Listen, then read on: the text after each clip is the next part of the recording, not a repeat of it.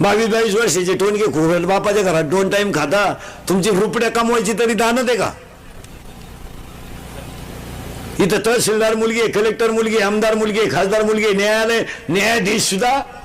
मग आता मुलगी तहसीलदार आहे म्हणजे तिच्या ताब्यात तालुका आहे, लाल दिवा आहे, तिला सिक्युरिटी आहे, 1.5 लाख पेमेंट आहे. ती काय 12वी पास होत तहसीलदार झाली काय?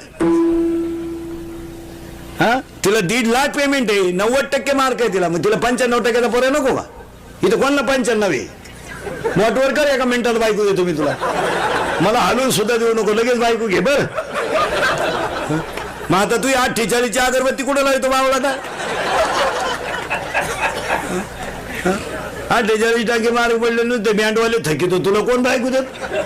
आता लग्न न झालेल्या पोरांना एकच पर्याय, फक्त मामाची मामीची पूजा करणे, दुसरे कोणत्या नाही लागायचे नाही. आता मामाच पांडुरंग, मामीच रुक्मिणी, कायच बायको आली आता. मामा